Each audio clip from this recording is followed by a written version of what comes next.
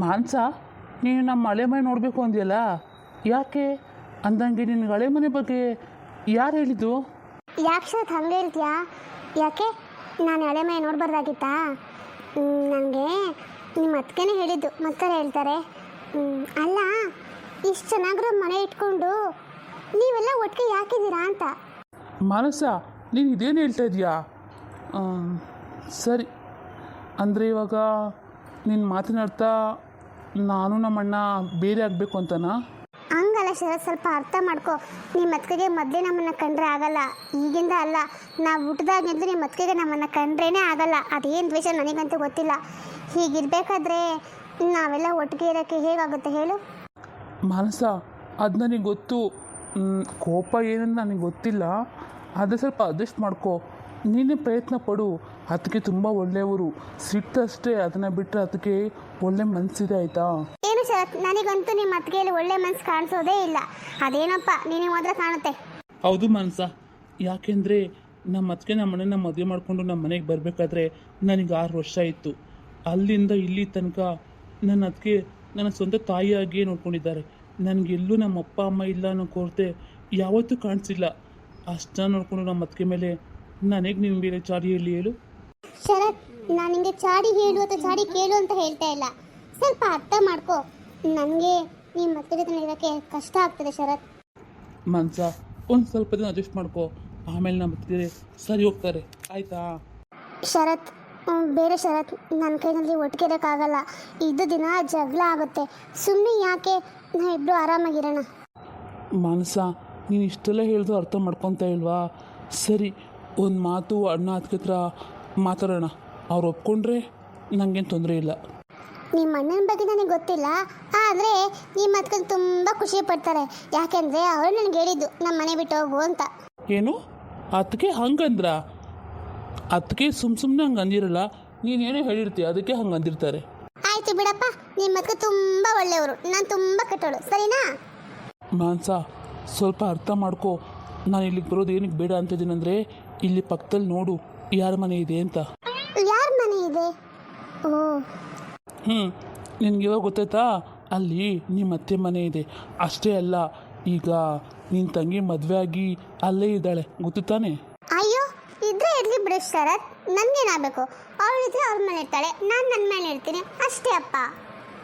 ಅವಳು ಎಲ್ಲಿದ್ರು ನನಗೇನು, ಇಷ್ಟಕ್ಕೂ ಅವಳೊಬ್ಬಳೇ ಏನು, ನಮ್ಮಪ್ಪ ಅಮ್ಮ ಎಲ್ಲರೂ ಇಲ್ಲೇ ಇದ್ದಿರ್ತಾರೆ. ನನಗಂತೂ ಅವ್ರ ಬಗ್ಗೆ ಏನು ಯೋಚನೆ ಇಲ್ಲ. ಸರಿ ಮನಸ್ಸ, ಇಷ್ಟೆಲ್ಲ ಹೇಳಿದ್ರು ಹಠ ಮಾಡ್ತೀಯ ಅಂದರೆ ಒಂದು ಕೆಲಸ ಮಾಡು, ಮೊದಲು ಒಳಗೆ ಹೋಗಿ ನೋಡು. ಆಮೇಲೆ ನಿನಗೆ ಇಲ್ಲೇ ಇರಬೇಕು ಅಂತ ಅನಿಸಿದ್ರೆ ಇರೋಣವಂತೆ. ಯಾಕೆ, ಒಳಗೇನಾಗಿದೆ? ಬಾ, ಹೋಗಿ ನೋಡ್ರಿ, ನಿಮಗೆ ಗೊತ್ತಾಗುತ್ತೆ. ಯಪ್ಪ ಶರತ್, ಇದೇನಿದು, ಮನೇನ ಅಥವಾ ಡಸ್ಟ್ಬಿನ್ನ? ಇಷ್ಟೊಂದು ಗಲೀಜಾಗಿದೆಯಲ್ಲೋ. ಮತ್ತೆ ಇನ್ನೇನು, ವರ್ಷಾಂಗಟ್ಲೆ ಮನೇನ ಬೀಗ ಹಾಕಿಟ್ರೆ ಹೀಗೆ ಇರುತ್ತಪ್ಪ, ಮತ್ತೆ ಹೇಗಿರುತ್ತೆ? ಯಪ್ಪ, ಈ ಮನೆ ಪೂರ್ತಿ ಕ್ಲೀನ್ ಮಾಡೋಕ್ಕೆ ಒಂದಿನ ಪೂರ್ತಿ ಬೇಕೇನೋ. ಒಂದಿನ ಪೂರ್ತಿ ಸಾಕಾಗಲ್ಲ, ಒಂದು 2-3 ದಿನ ಬೇಕೇನೋ. ಮಾನ್ಸ, ಅಂದರೆ ನೀನು ಇಲ್ಲೇ ಇರಬೇಕು ಅಂತ ಫಿಕ್ಸ್ ಆಗಿಬಿಟ್ಟೆ ಹೇಗೆ? ಹೌದು ಶರತ್, ನಾನಂತೂ ಈ ಮನೆ ಹೇಗೆ ಇರಲಿ, ನಾನು ಇಲ್ಲೇ ಇರಬೇಕು ಅಂತ ಡಿಸೈಡ್ ಮಾಡ್ಕೊಂಡಿದ್ದೀನಿ. ಸರಿ ಬಿಡು, ನಿನಗೆ ಇಷ್ಟ ಹೇಗಿದೆಯೋ ಹಾಗೆ ಆಗಲಿ. ನಾನೊಂದ್ಸರಿ ಅಣ್ಣ ಹತ್ರ ಮಾತಾಡ್ಕೊಬರ್ತೀನಿ, ಸರಿನಾ? ಅದು ಸರಿ, ಈ ಮನೆಗೆ ಹೇಗೆ ಕ್ಲೀನ್ ಮಾಡೋಕ್ಕಾಗುತ್ತೆ ಹೇಳು? ಅಲ್ಲ, ಮನೇಲಿ ಹೇಗಿದ್ರು ನೀನು ಇರಬೇಕು ಅಂತ ಅಂದ್ಕೊಂಡಿದ್ಯಲ್ಲ, ನೀನೇ ಕ್ಲೀನ್ ಮಾಡಬೇಕು, ಮತ್ತವ್ರು ಮಾಡ್ತಾರೆ. ಅಯ್ಯೋ ದೇವ್ರೆ, ನಾನು ಒಬ್ರು ಕೈನಲ್ಲ, ಖಂಡಿತ ಆಗೋದಿಲ್ಲಪ್ಪ. ಒಂದು ಕೆಲಸ ಮಾಡು, ಇರೋ ಮಕ್ಕ ಹೇಗಿದ್ರು ಬರ್ತಾರಲ್ಲ, ಅವ್ರಿಗೆ ಸ್ವಲ್ಪ ಕ್ಲೀನ್ ಮಾಡಿಸ್ಕೊಡು ಶರತ್. ಸಮಸ್ಯೆಗೆ ಹತ್ತನೇ ಆಗಿರೋದು ನಮಗೆ.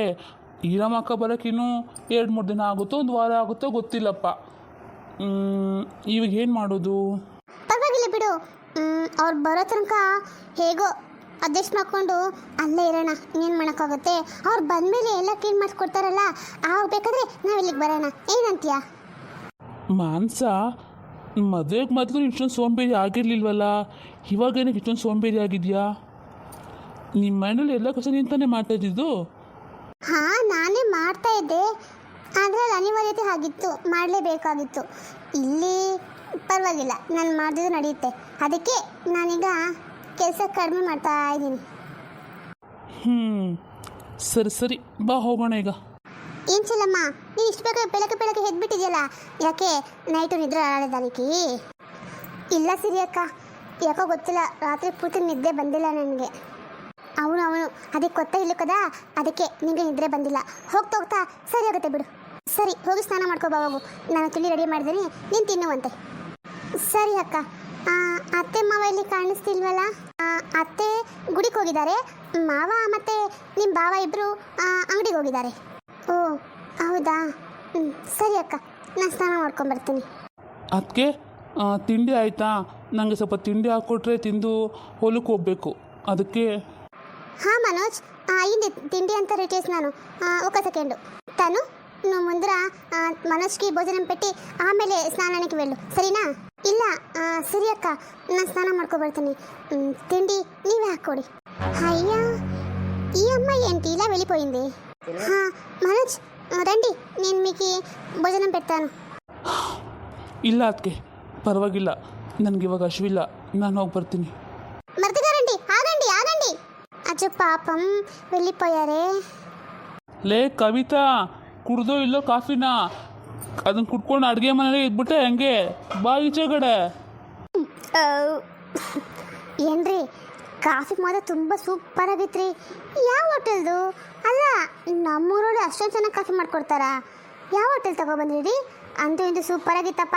ಹೇಗೋ ಕಾಫಿ ಜೊತೆ ಒಂದು 2 ಪೀಸ್ ಬ್ರೆಡ್ ತಿಂದೆ ನೋಡಿ, ತಿಂಡಿ ಅವಶ್ಯಕತೆ ಇಲ್ಲ ಸದ್ಯಕ್ಕೆ. ನಮ್ಮ ಶರತ್ ಹೋಗಿದ್ದಾನೆ, ಹೆಂಡ್ತಿರ ಜೊತೆ ಕರ್ಕೊಂಡು ಹೋಗಿದ್ದಾನಪ್ಪ. ಅದು ಯಾವಾಗ ಬರ್ತಾನೋ ಏನು ಕತೆನೋ. ನಿಜನೇನೆ? ಕಾಫಿ ಅಷ್ಟೊಂದು ಚೆನ್ನಾಗಿತ್ತಾ? ಹೋಗ್ಲಿ ಬಿಡು, ಹೆಂಗೋ ನಿಮಗೆ ಕಾಫಿ ಇಷ್ಟ ಆಯ್ತಲ್ಲ, ನಂಗೆ ಅಷ್ಟು ಸಾಕು. ಇವಾಗ ಕಾಫಿ ಇಷ್ಟ ಆಗಿದೆ, ಮುಂದೆ ಕಾಫಿ ಮಾಡಿದ್ರು ಇಷ್ಟ ಆಗ್ತಾಳೋ ಏನೋ. ಏನ್ರಿ, ಏನು ಅಂದಂಗಿತ್ತು?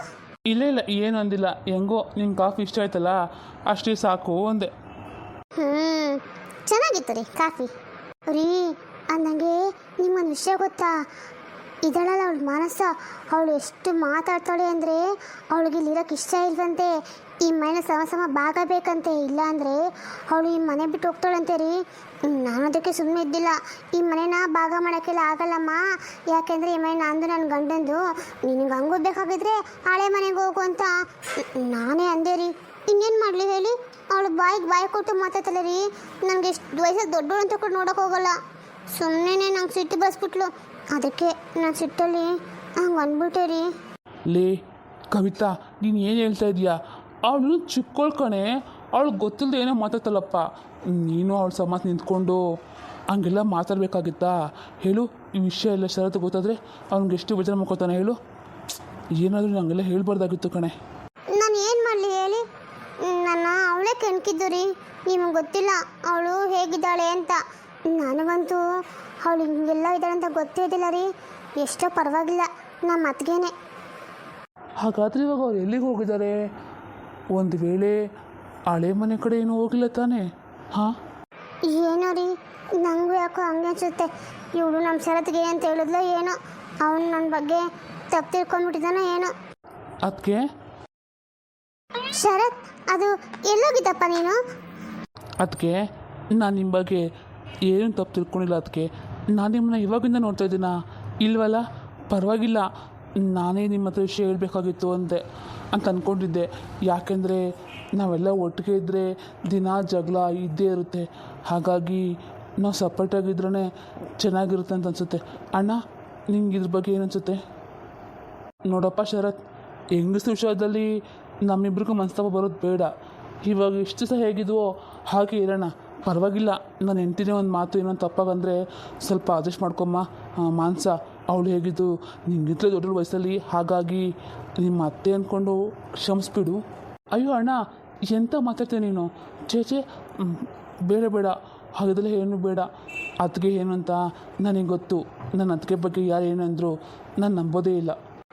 ಎಂಥ ಬಂಗಾರದಂಥ ಗುಣನಪ್ಪ ಶರತ್ ನಿಂದು. ನಾನು ನೆಂಟಿಗೆ ಏನು ಅಂದಿಲ್ಲಪ್ಪ, ಎಲ್ಲ ಅವಳೇ. ಅದಕ್ಕೆ ಪರವಾಗಿಲ್ಲ, ನೀವೇನು ಹೇಳಬೇಡಿ.